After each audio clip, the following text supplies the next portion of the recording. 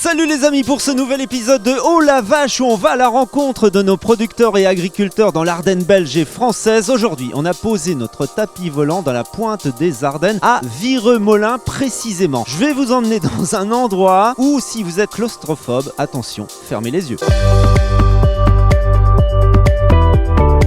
On aime vous plonger au cœur des situations insolites dans les Ardennes. En voici une. On est au sein d'un tunnel long de 243 mètres de long. À l'époque, il était exploité par la SNCF. Il reliait la ville de Viremolin à la frontière franco-belge du côté de Mariembourg. Bien sûr, la SNCF a abandonné cette ligne ferroviaire, mais il bénéficie d'une nouvelle aventure, ce tunnel, avec l'association LEDA, l'aide pour l'environnement. On va en parler avec la directrice de l'association, Sandrine Masson. Bonjour. Bonjour. Vous y exploitez désormais des endives et des champignons. Comment est née cette idée ? Cette idée est née à l'époque où monsieur le maire de Viremolin me contacte pour faire une prestation d'éco-pâturage et il me présente ce site et je découvre l'ancien tunnel que je connaissais dans mon enfance qui est exploité à l'époque par une personne qui faisait également des champignons et je me dis pourquoi pas reprendre l'activité avec nos équipes qui travaillent en insertion. C'est source de création d'emplois évidemment. Combien de salariés œuvrent chaque jour ici ? On a un encadrant et 10 personnes physiques qui travaillent chaque jour à l'intérieur du tunnel. Donc on est là depuis septembre 2019.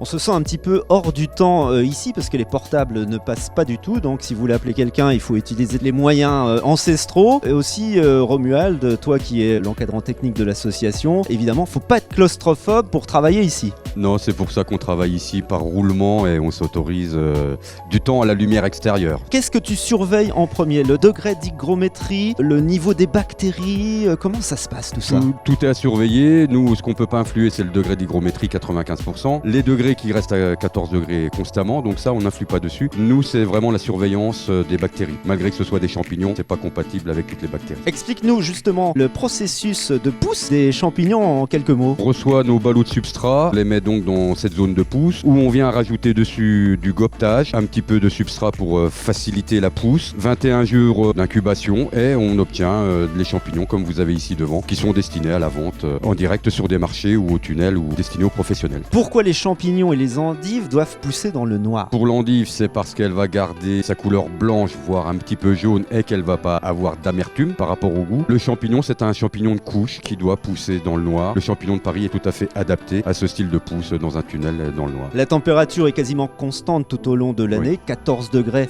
environ. Alors l'été, c'est quand même idéal ici quand il fait très très chaud dehors, quand on a une canicule, ça c'est sympa de travailler au sein du tunnel. On n'a pas besoin de climatisation, ça c'est sûr. On est bien et on est heureux de travailler ici à l'intérieur. Le manque de lumière fait qu'on aime bien quand même être à l'extérieur et voir la lumière extérieure. Voilà encore une belle découverte à Viremolin. Les délices du tunnel. C'est ici qu'on cultive des endives et des champignons que vous retrouvez sur certaines étals, sur vos marchés artisanaux. Merci de nous avoir suivis sur ce nouvel épisode de Oh la vache. À bientôt!